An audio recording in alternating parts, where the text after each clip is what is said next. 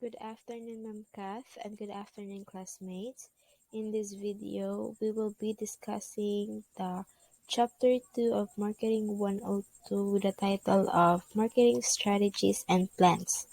For the objectives, at the end of the chapter, the learners are able to first internalize the nature of strategy, including its meaning, components, and hierarchy. Second, develop corporate strategies in relation to marketing. Third, critique business strategies in relation to marketing. Fourth, diagnose the nature of marketing strategy. Fifth, illustrate the implementation and control of the marketing strategy. And sixth, design a marketing plan. Good day, everyone. Good day, ma'am. My name is Marielsi Antonio, and I am the reporter of Marketing Strategy. Marketing strategy is an explanation of the goals needed by a company to accomplish its marketing efforts. It's shaped by the company business goals and objectives. Well, for me, marketing strategy is a long term plan for achieving a company's goal by understanding the needs of the customers and creating a distinct and sustainable competitive advantage. Next is strategy. Is the thinking and planning is the doing. However, most companies try to set out to achieve the how. How means planning without first knowing the what, and what means strategy. How means planning is to allocate resources and activities so as to meet environment opportunities and threats in each product market and also gain a competitive advantage. And the what means strategy is a objective to be accomplished. Next is the nature of strategy. Strategy is derived from the ancient Greek word strategos. Its its plain translation meant the general art. Strategy first became a popular business catchword during 1960s. It is a way of thinking about a business, of assessing its strength, of diagnosing its weaknesses, of envisioning its responsibilities. Nature of strategy is, for me, strategy first became a popular business catchword during 1960s, and it continues to be subject of broadly difficult uh, definition and interpretations. So next is components of strategy. Components of strategy is a design or plan for achieving a company's policy goals and objectives. It settles on how the goals and objectives of a company are to be accomplished. So for me, components of strategy, it is also a strategy that decides what the resources will be necessary and how these resources will be obtained and employed to attain goals and objections or objectives of the company. Components of strategy has a five. First is scope. Scope is the scope of the company is the extensiveness of its strategic sphere, such as the number and types of industries, product lines, and market segments. So for me, scope is this common line among you among units, different activities, and product markets. It also describes the fundamental nature of what its business is is all about. What is business is all about, and what is should be, what it should be. Second is goals and objectives. Goals and objectives is strategies need also to specify preferred levels of accomplishments on one more facts of performance such as volume growth, profit profit contribution, or return investment. So sa goal and objective is for me, um, over particular time frame for each of those business and product markets and for the entire company. And third is resource developments. Every organization restricted financial and human resources. Formulating strategy also details coming to decision how those resources are to be acquired. So, resources resources deployments for me is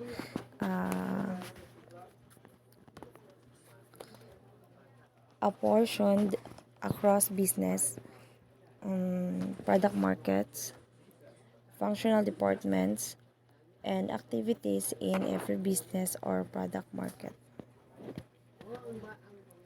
So next is identification of a sustainable competition advantage.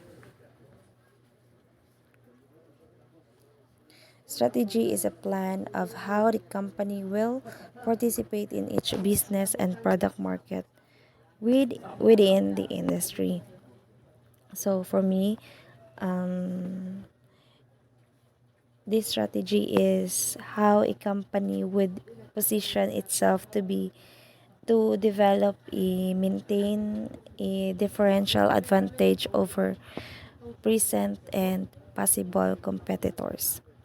In order it's it in order is to do this, managers must study the market opportunities is a very business and product market and the company's unique competence or strength, comparable to its competitors. And last is synergy is present when the company's business, product markets, resources deployment, and competences balance are strengthened. And for me, synergy makes possible the overall performance of the related businesses to be greater than, and it would otherwise be, in other words, the whole turn greater than the summation of its part. And next is the hierarchy of strategy. And there are three hierarchies in hierarchy of strategies. First is corporate strategy. Strategy managed by the corporate level, which is the top level in any organization. Managers are concerned with the issues of the entire company. And also, corporate strategy, their discussion, their decisions or actions influence all other organizational levels. Next is business level strategy. Business level consists of a smaller units within the whole organization that are commonly administered as self-contained business. So for me, this is to slice up a big and multi-faceted company into smaller units that can be profitable, operate, link. For me, business level strategy, this is to slice up a big and multifaceted company into smaller units that can be profitably operate like self-governing businesses. And last is functional strategy.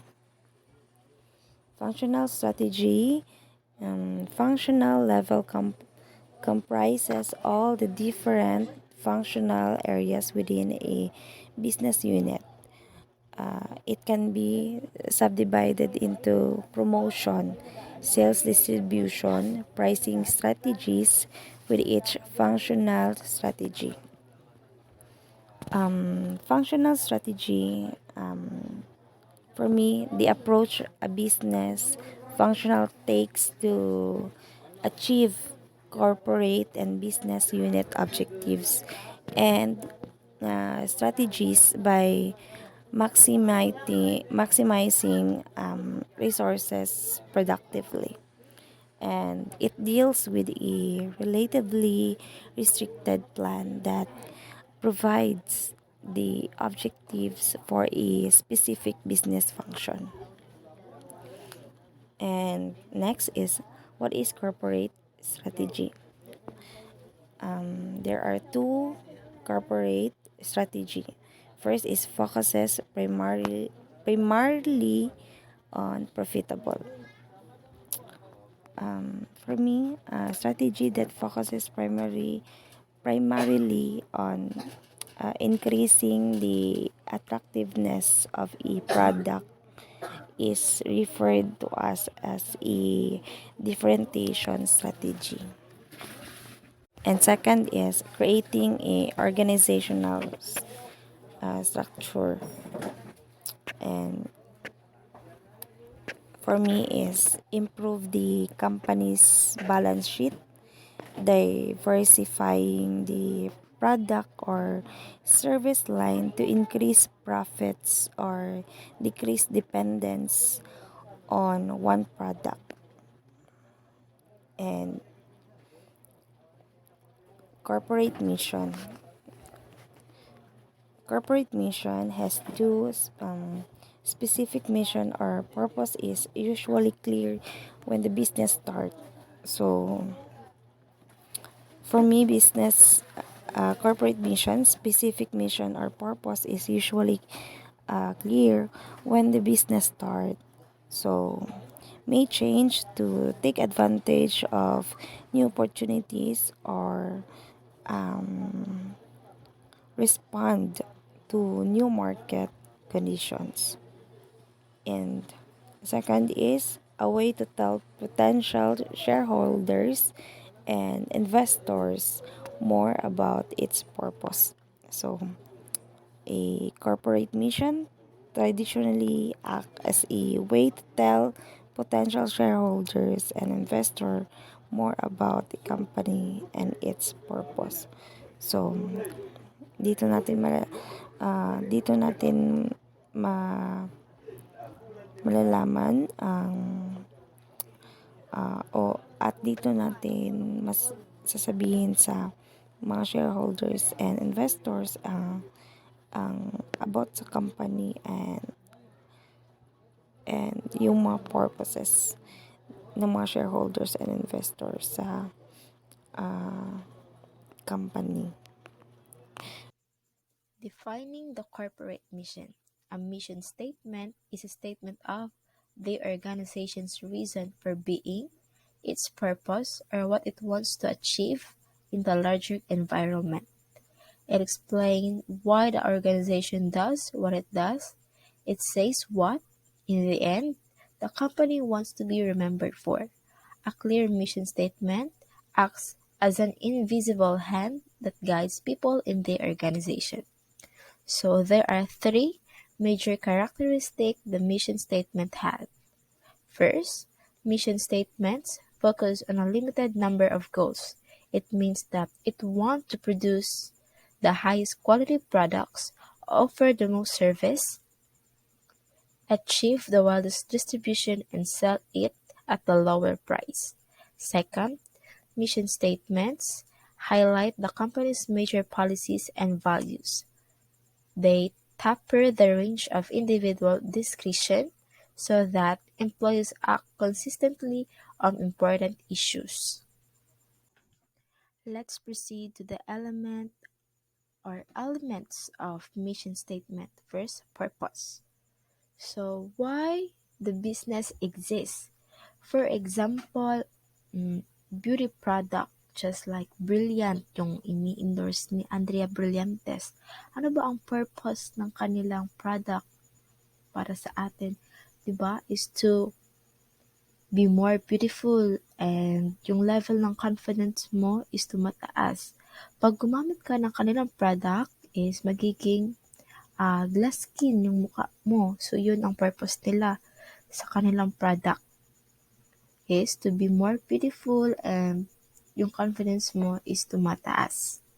Second, a strategy and strategic scope. It defines the boundary of its operations. These are set by management. The decision management makes out. Strategic scope define the nature of the business. So there are two things. A, product or services it offers and its competitive position. B, the competencies through which it tries to succeed and its method of competing. Third, policies and standard of behavior. A mission needs to be converted into everyday action. So, everyday action, it means your behavior sa isang company or the organization. For example, if the business mission includes delivering outstanding customer service or yung mission nila is outstanding customer service, then policies and standards should be formed and monitor that check delivery. So, if ang inyong mission is to be outstanding customer service always, so i-check nyo and i-monitor nyo kung yung mission nyo is ginagawa nyo din through action, kung na-achieve nyo ba yun. At it is answer in the sales call center, the number of complaints received from customers, kung ang mga reklamo ba ng customers nyo is na-receive nyo ba at nabibigyan ng solution. Or it is, makukuha nyo ito sa positive feedback or negative feedback na inyong customers via questionnaires. Fourth, values and culture. The values of a business are the fundamental, frequently implicit beliefs of the people who work in the business. So there are two things. A, business principles. Yung prinsipyo mo sa iyong business. Social policy and commitment mo sa mga customers mo. Kung maging loyal ka sa mga customers mo, that is one of the value or beliefs na ginagawa mo. Loyalty and commitment, employees inspired to sacrifice their personal goals for the good of the business. As a whole, the business demonstrate a high level of commitment and loyalty to its staff. C. Guidance on expected behavior. A strong sense of mission helps create a work environment where there is a common purpose rather. When we say expected behavior, ito yung ginagawa mo sa environment mo or sa work environment mo. Ano nga ba ang expected behavior? Dapat maging mabait ka sa mga katrabaho mo or sa mga nakakasalamuha mo. Use manners just like maging respectful ka and polite sa mga kasama mo, lalo na sa mga manager or boss mo. Be a good listener. Sabihin, makinig ka sa mga instruction ng boss mo, sa mga kasama mo, sa mga opinions nila, at sa mga decisions nila. Let's go to the characteristics of mission. So there is 7 characteristics of mission have. First, it should be feasible. A mission should always aim high, but it should not be an impossible statement. Meaning, yung mission na gagawin nyo is realistic and achievable. Yung dali lang magawa. Just like sa Jollibee, ang kanilang mission is to serve great tasting food, bringing the joy of eating to everyone. Which is very true naman, di ba? Every time kakain tayo or papasok tayo sa Jollibee, masarap naman talaga yung ininghahain nilang pagkain. At kapag kasama mo yung pamilya mo, mas lalong masaya kapag kumakain kayo. Second, it should be precise. A mission statement should not be so narrow as to restrict the company's activities, nor should be too broad to make itself meaningless. For instance, manufacturing motorcycle is a narrow mission, but instead dapat ang kanilang mission is mobility business. It's too broad a term, as it does not identify the reasonable outline within the company could operate rather. It should be clear. Number 3 yan. A mission should be clear enough to lead to action. So, yung mission nyo dapat klaro at nagagawa. It put to action. It should not be hyperbolical sets of cliche meant for promotion purposes. Hindi lamang for promotion yung mission nyo. Just like kung ang mission nyo is more on words lang at hindi ginagawang action, which is mali naman talaga. For example, the mission of Facebook, which is to give people the power to share and make the world more open and connected, gives a clear description of what it does. So, totoo naman talaga, di ba? While we use Facebook, it is nag-share tayo ng mga shared posts or yung mga pictures natin, and we are feel connected sa mga taong malalayo sa atin, just like sa ating mga loved ones. Fourth, it should be motivating. A mission statement should be motivating for members of the organization and of society. It should feel meaningful working. Sabihin, yung mission statement mo is nakaka-motivate din sa mga kasama mo to achieve your goal in the business. Number 5, it should be distinctive. A mission statement which is indiscriminate is likely to little impact. Just like sa Starbucks, di ba? Starbucks for years has created an important distinction in the public mind with its mission to inspire and nurture the human spirit, one person, one cup, and one neighborhood at a time. And 6, it should be indicate major components of strategy. A mission statement, along with the organization purpose, should indicate the major component of the strategy to be adopted. Empower Filipinos everywhere with customers-focused digital innovation that unlock and share the infinite potential. Yun ang mission ng PLDT. Empower Filipino everywhere with customers-focused digital innovation that unlock the infinite potential. 7, lastly, it should be indicate how objectives are accomplished. So, dapat dito is naka-indicate yung mga objectives nyo na nagawa nyo or na-accomplish nyo. A mission statement should indicate broad strategies to be adopted. It must also provide clues concerning the approach, in which the objectives are to be attained.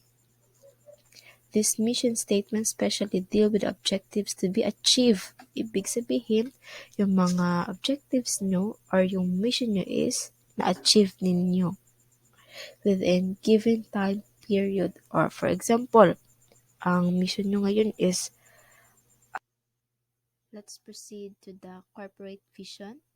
A company vision seeks to outline where the company is headed and what the values are guiding that journey. It tells the company's purpose by focusing on the future and what the organization exists to accomplish. Yeah, meaning, ang vision is nagfo-focus ito sa future na mangyayari sa organization and sa mga dapat na ma-accomplish. The vision statement should not need revising often. It is the foundation of a company and based on the company's core beliefs. A lot of companies choose to list their core values as component of their vision statement. Purposely, if this is the direction, the list ought to be short and easy to communicate with the most 5 items. A vision statement can be written as simple as single sentence or can be lengthy, a short paragraph. Vision statement also provides a powerful means to inspire and direct employees. Here are the few common rules that pretty much all good vision statement and should follow. Una, it should be short with 2 sentences at an absolute maximum. It is fine to end on the vision statement with more detail, but it must have a version that is punchy and easily memorable. Meaning, kapag gumawa ka ng vision statement mo, composed of 2 sentences lang dapat at hindi masyadong mahaba at yung daling maalala ng mga tao at tsaka may punchline doon sa vision na ginawa mo. Second, need to be specific to the business and describe a unique outcome that only the company can provide. Generic vision statement that could apply to any organization would not cut it. At yung vision naman ng isang company is dapat specific kung ano yung vision nyo, yun dapat yung gawin nyo. Specific kayo sa mga sinasabi ninyo uh, and describe a unique vision yung dapat yung company nyo lang ang may ganitong vision. Ganun. And pangatlo, do not use words that are open to interpretation. For instance, writing a vision such as maximize shareholder return does not actually mean anything unless specify what is actually looks like. Huwag kayong gumamit ng mga words na maiiba yung pag-interpret ng ibang tao or yung ng mga customer. Meaning, direct to the point yung mission nyo at huwag na kayong gumamit ng ibang words na ma-misunderstand nila or ma-misinterpret nila yung mission na ipapahatid ninyo. Fourth, keep it simple enough for people both inside and outside the organization to understand. No technical jargon nor metaphors and no business buzzwords. Buzz na B-U-Z-Z, di yung bad. If at possible. Meaning, yung vision statement nyo is very simple lang. Kung daling maintindihan at daling mabasa ng mga tao. At pag na din gumamit ng mga words na technical at saka yung mga metaphor. Kung ano dapat yung vision statement nyo, yun dapat yung simple lang at madaling maintindihan. Fifth, it should be ambitious enough to be exciting but not too much ambitious that it seems unachievable. Meaning, wag masyadong mataas yung mission statement na gagawin ninyo, yung hindi yun na magampanan yung vision nyo. Dapat yung vision na gagawin nyo is achievable lang at madaling gawin para naman hindi mahirapan yung organization or yung business na ma-achieve ang isang vision statement. And six, it needs to align to the values that a company wants its people to exhibit as they perform their work. Once value are created later on, the company should revisit its vision to see how they stick together. So, dapat yung values, ano yung mission statement nyo is align sa isa't isa or align or tugma sa gusto ng mga tao. At kung paano kayo mag-perform sa work ninyo. Yun yung mga ay, ah, common rules sa vision statement na dapat nating i-follow.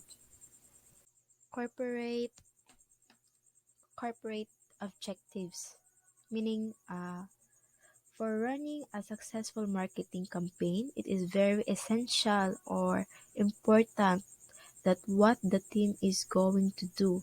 Here, making the right decision is the key to achieve the goal. Sabihin, kapag tama yung decision ninyo na naagrihan sa isang organization, make it sure na ma-achieve nyo yung goal ninyo. Managers should do SWOT analysis. Alam naman natin yung SWOT analysis, di ba? S stands for strength, W for weaknesses, O stands for opportunities, and T for threats. Marketing objectives set out what a business wants to achieve from its marketing objectives, and they need to be consistent with overall aims and objectives. So, how can we make it good at a marketing objectives, or paano ba natin mapapaganda or mapapabuti ang marketing objectives natin? So, with the help of SMART criteria, ma-achieve natin ito. S stands for specific, meaning details exactly what needs to be done. Kung ano yung napag-usapan ninyo or naagrehan ninyo sa isang decision, dapat specific para ma-achieve nyo yung goal ninyo na gusto. So, mga details ninyo dapat clear at maayos na maintindihan. M stands for measurable. Achievement or progress can be measured. For example, sa mga decision ninyo or sa mga gagawin ninyo, dapat naka-measured yung gagawin ninyo na objectives. Naka-monitored kung ito ba ay na-achieve or hindi. A for achievable.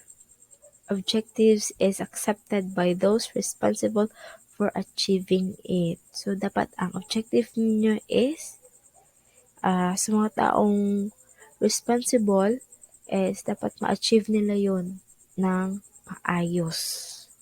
R for realistic, possible to attain, for motivating effect. Ibig sabihin, realistic yung makakatotohanan na na objectives na gagawin ninyo sa organization. T stands for time. Time period for achievement is clearly stated. So, ibig sabihin, kunyari, ang inyong objectives is makabenta ng 100 na, for example, sa chicken. Ang inyong objective is makabenta ng 100 chickens per day. Dapat masal nyo yun. At the one day, nakabenta kayo ng 100, which is na-achieve yung goal ninyo or yung objectives ninyo for this day. Nakabenta kayo ng 100 chicken. Benefits of setting marketing objectives. This the plan of the company that you want to reach the goal or target success for the company. And dito mo rin siniset milestone that is aligned for your business plan. You plan for the goal of your company that whatever na may mangyari, If ever malose, may plano ka pa rin to gain profit. So, competitive advantage. Same type of business but there is difference of producing the product, the price and how to manage the business well. Example, fried chicken. Halimbawa kay Boss Chicken compared to Jollibee, basihan na to sa price. Boss Chicken is barato, very affordable compared to Jollibee, measured ang size sa ilahang manok or chicken ug mas taas ang price pero same product pero naay difference sa pag-produce sa ilahang product. So, next, competitive advantage. Cost competitive advantage. Number one, ang pagplano. Pagplano, diri nimo ginaplan ang cost or gasto sa imong product kay para at least makalesta para dako ato ang profit og depende pod sa ato ang strategy. Og diri sa cost competitive na apoy product design, engineering, new delivery method mao ni ang mga sample sa cost competitive advantage. So, next, product or service differentiation. So, the goal of product differentiation is to create a competitive advantage or to make your product superior to alternatives on the market. In other words, you don't just want to stand out from the competition, you want to stand above it. Next is corporate growth strategies. This is the strategies of the company. They want to grow big, they want a profit that is higher from their expectation, so they make plan or strategies for it. Next is intensive growth strategies. So, naghimo sila new product para sa ilang or naa sila ika-kompetensya sa lain og to make fast ang pag-market og lig-on sa product. Market penetration refers to the successful selling of a good or service. Measure how much a product or service being used by customers to the total estimated market. Next is market development. Is a business growth strategy focuses on introducing existing products to new markets. Alternative channels. This refers to days trending like karon nagagamit tag online platform para makagain tag profit. So example na lang, online selling. Next is product development. Relies on developing new products or modifying existing products so they appear new. So next, diversification. It involves launching a new product or product line, usually in a new market. It helps businesses to identify new opportunities, boost profits, increase sales revenue, and expand market share. Next is integrative growth strategies. Two or more firms may decide to combine or merge to form a bigger enterprise. The combined firm will have the benefit of large resources and economies of large scale production and distribution. Example, retails buys a wholesaler. A horizontal integration. This growth strategy would involve buying a competing business to businesses. Example, company merging with another footwear company. So next is backyard or backward. Would involve buying one of your supplier as a way to better control your supply chain. Example, footwear company merging with leather tannery. Forward, a merger between the firms that are involved in totally unrelated business activities. Example, footwear company merging with pharmaceutical company. Next is compete or balance. Mergers takes place when two firms from different but adjacent industries merge. Example, footwear company merging with another specialty footwear company. Financial resources. Those are the resources that a company should have in order that the company has paperwork and data to show in case there is a problem happens. You have evidence. Existing financial funds. These are cash balances, shareholders' capital, bank other loans, and etc. They are important in the company so that you can know whether you have profited or lose in your company, and you'll also have a data to show. Next is available to raise new funds. In a company, you should be willing to invite new customers and visitors and etc. to raise funds and be willing to grow your company. So next is human resources. The company can't grow or grow without workers, so you need them in your company. You can't be the only one. If you want to grow your company, hire others to work in your company. Next is existing staffing resources. These are the numbers in the company that are regularly willing to train other hired workers and teach them proper work where they are assigned in designed work. Next, change to require resources. The time is coming for a company to upgrade and train a lot of people for new improvements in your company. So, physical resources.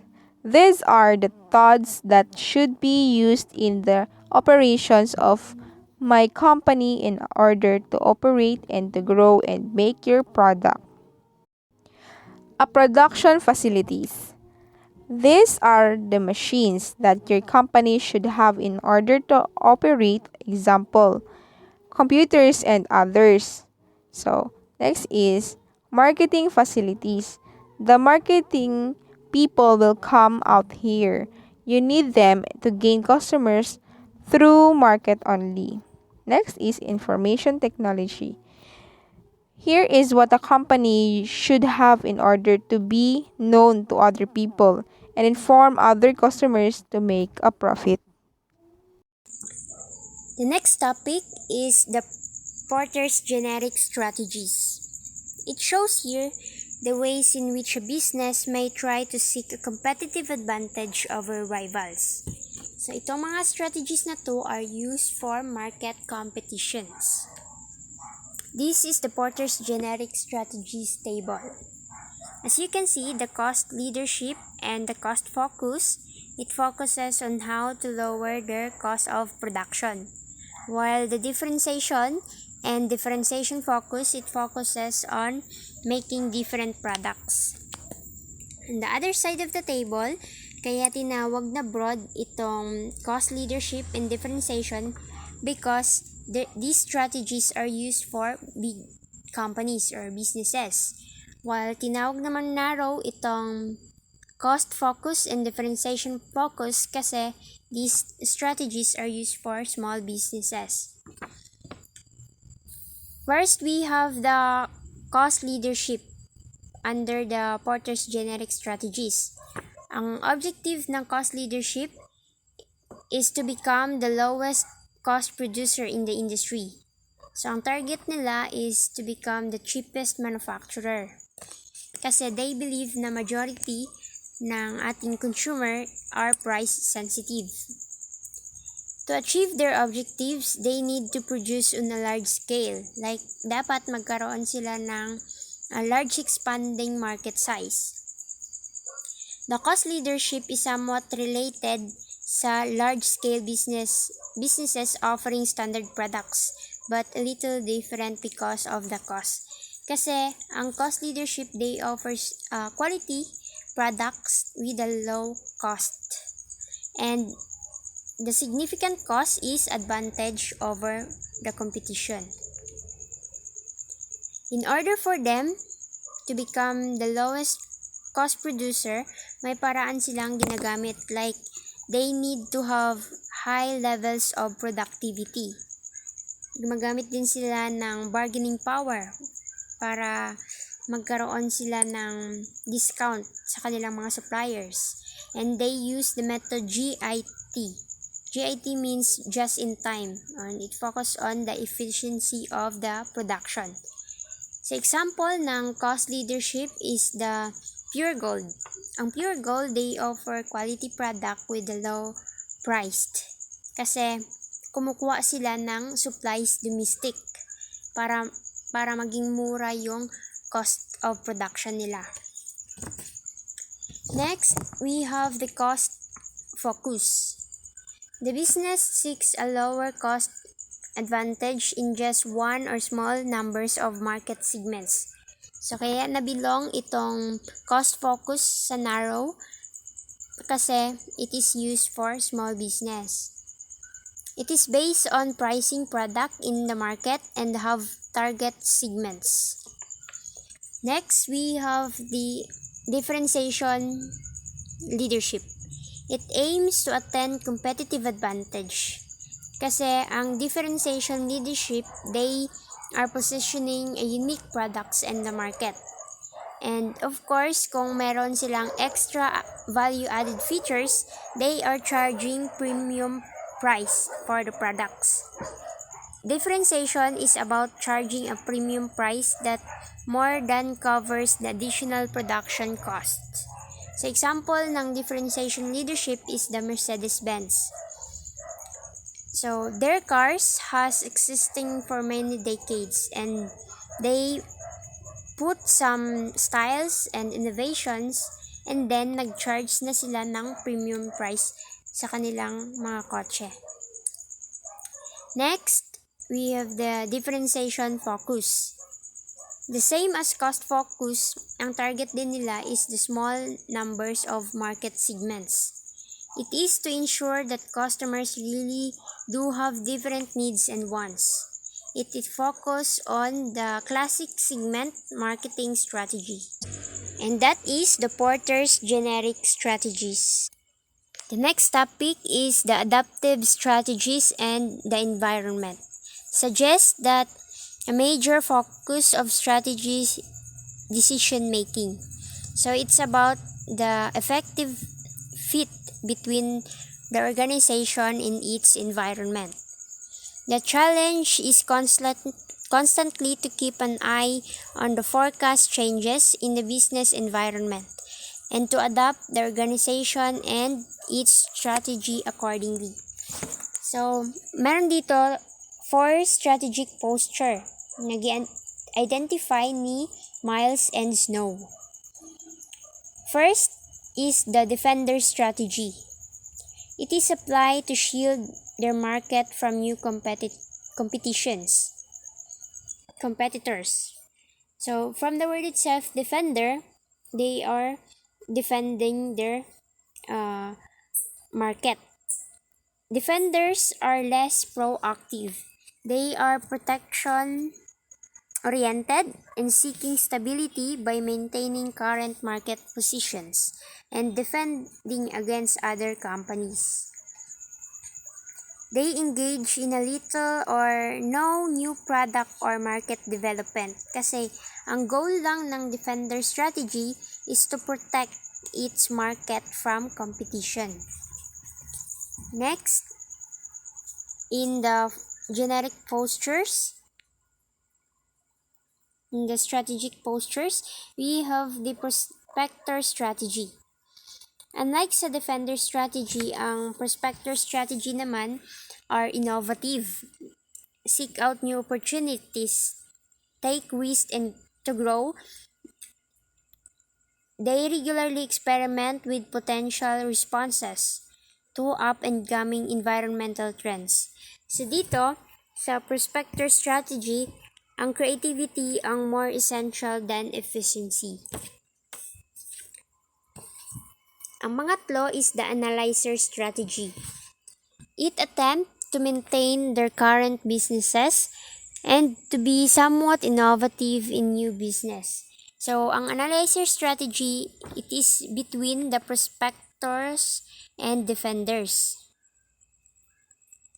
Kasi they maintain position in the market as well as open din sila for the new products. And ang last sa strategic postures is the reactor strategy. Ang reactor strategy, reactors do not have a distinct strategy. Yet reality, they just react to environmental changes. Sometimes these companies are innovative, sometimes they attempt to reduce costs, and sometimes they do both.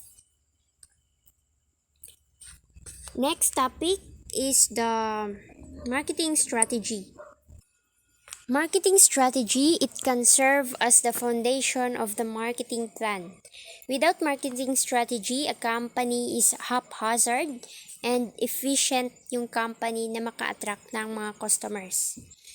The focus of the strategy should be making sure that products and services meet customers' needs and wants, developing long-term and profitable relationship with those customers. So, ang purpose nito is to identify and then communicate the benefits of business offering sa kanilang mga target market. The effectiveness of this strategy implementation determine the outcome of marketing planning. Since we're talking about implementation, let's proceed with the implementation process.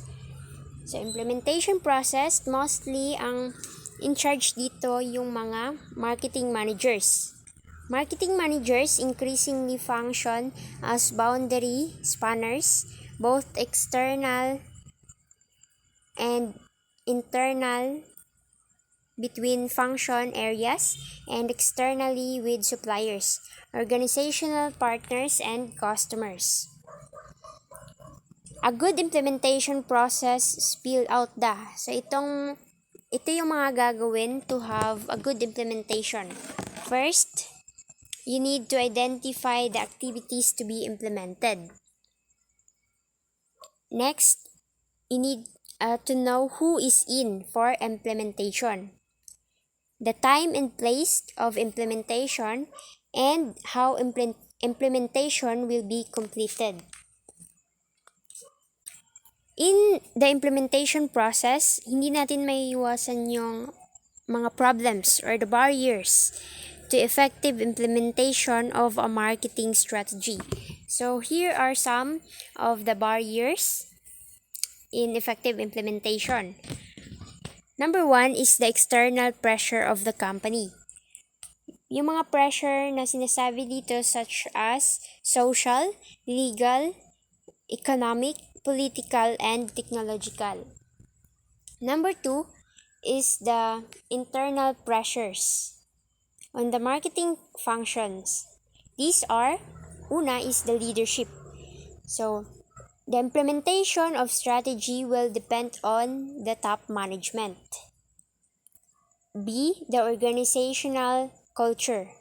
It is expectation and practices all the action of the team members. C, organizational processes. Ang organizational processes, ito yung mga set of outcomes in generic activities and tasks needed to achieve the customer outcomes.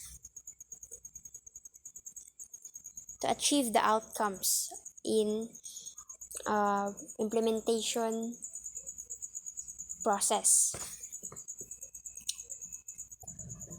D, the functional policies. Provide basis for control in respective areas as policies lead to consistent patterns of behaviors. Another is the resources. It is the distribution of major supplementary resource of some functions or even yung mga allocation of resources into various areas of the company. Kaya maaari siya maging barriers sa implementation process. And last is the evaluation and control procedures. So it's about short of fitting, monitoring, and evaluating procedures in the company. and it will be considered na magiging barrier siya for the implementation process. And that's all. 3. Pressure contained in the marketing function self. These are number of aspects of the marketing department or function which can also work as likely obstruction to the progress and implementation of marketing strategy, such as there are three. A. Marketing interface with other functions. How marketing interrelates with other functions will decide the successful of implementation of strategy. Dito sa A is marketing interface with other functions is kailangan may unity o tulungan sa isang company to sell or purchase your product or services. For example is sa isang fast food is if yung crew nila is hindi nila tratato ng maayos, or for example mababa yung pinapasweldo nila, may chances na yung crew nila is hindi i-handle ng crew yung maayos yung kanyang customer, and magre-reflect ito na may possibility na yung mga customer nila is sisiraan nila yung isang company. So damay-damay na. Therefore kailangan sa isang company is there always a unity. Okay, let's move on to B. The role of marketers. The responsibility played by marketers in their company establishes the intensity of implementation of strategy in a market or customer-oriented company. The role of marketer is to name, foresee, and satisfy customer needs profitably. Doing this requires more than a comprehensive knowledge of advertising and promotion methodology and techniques. Okay, dito sa B is sa role of marketers is to, of course, the role of marketers is to satisfy the customer needs. For example, if ang marketers ay mahihain to purchase is his or her product, syempre walang bibili sa kanyang product or mag-avail sa kanyang services. Remember, sa role of marketers is knowing your roles. C. Marketing feedback. Strategy relies on how applicable, how good information, customers information in a marketing power base. For example, kapag walang skills sa isang marketer sa pag-explain or to explain his product or services, syempre walang bibili o mag-avail. Kagaya nung bumibenta ng sponge sa mall, di ba, well explained and well oriented and well presented. Okay, next, building implementation effectiveness. Number 1, the ability to understand how others feel and good bargaining skills. The vigor to be strong and reasonable in putting people and resources where they will be most effective. Dito naman is sa building implementation effectiveness is the one is the ability to understand how goods and feel good bargaining skills. Halos pare-pareha lang sila ng word ng marketing feedback kung gaano ka-effective ang isang marketer to purchase or explain his product and also to purchase their product or services. Number 2 is the effectiveness and focusing on the vital aspects of performance in managing marketing. An effective performance management system ensures that individual and team goals are aligned with organizational goals so that performance at both the individual, team, and organizational level are enhanced through effective implementation of human resources management practices.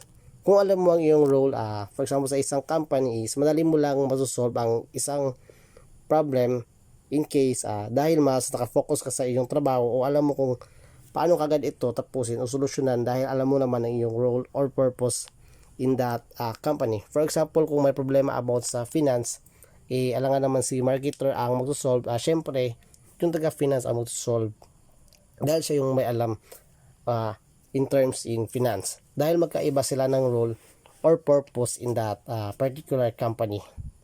Finance is concerned with all financial aspects of a business such as profits, costs, the feasibility of projects, and the overall financial performance, while marketing focuses on how product development, pricing strategy, distribution channels, promotions, sales targets, sales volume, sales in comparison with competitors.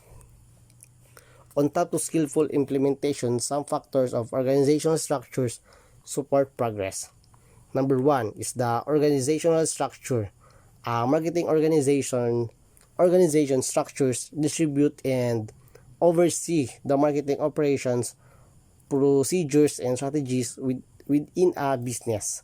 These structures define and organize employee job roles, including who they report to, and outline the process a business can use to achieve success. Dito naman is to distribute kung saan ang iyong role sa isang company upang mas mapadali ang trabaho. Syempre, to achieve the success in that company. Number two is the incentives, a variety of reward. Remember is incentives is a variety of reward may facilitate in accomplishing successful implementation. From the word accomplishing successful is of course there's a reward, and ang tawag dito pagdating sa marketing is incentives.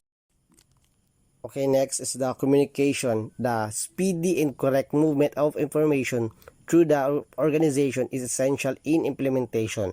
Both vertical and horizontal communications are needed in linking together the people and activities involved in implementation.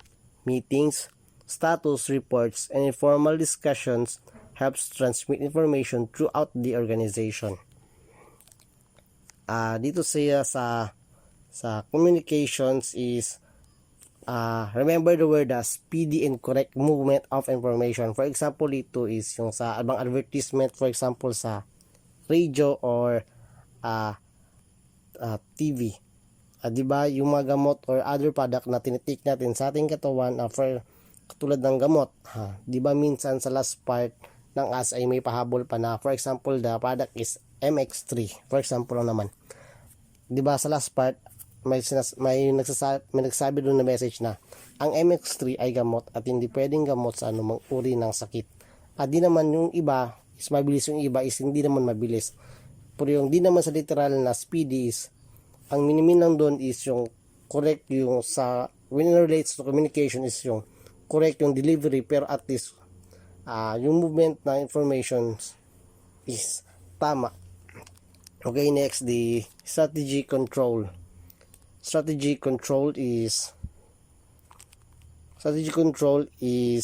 means to certain that behavior and system match and support predetermined corporate objectives and policies. Foundation control and ability to evaluate. Focus on the keys areas. Dito naman sa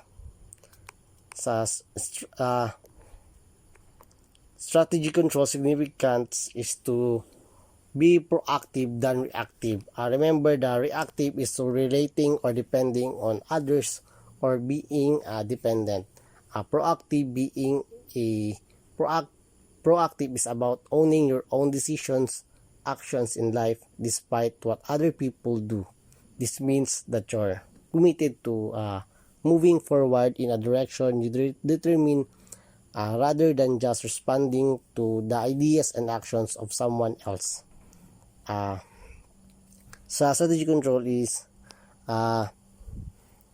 significant to be proactive than proactive. Dapat maging proactive ka is yung being independent, not being reactive is yung reactive kasi is being dependent to others. Next is the control process. Number one is the set targets. The same sila ng marketing plan is, yung marketing plan kasi is the include and provide the focus and direction. Example, email, social media, advertising, guest blogging, and etc. And company needs a plan for determining the best course of action for each business. Number two is the predetermine the method of measurement. Number three is measured. Next is the typical inputs include the following. Number one is the finance. For example, dito sa finance is such as investment or working capital, of course, to start the business, or cash. Number 2 is the operatives, capacity, usage, efficiency, and application of machines, system, and other assets. Number 3 is people, of course, to start the business, skills of staffs or workers. The next is the output, efficiency, and the effectiveness. The efficiency is the state or quality of being efficient. Uh, the effectiveness is the degree to which something is result in producing a desired result, or success.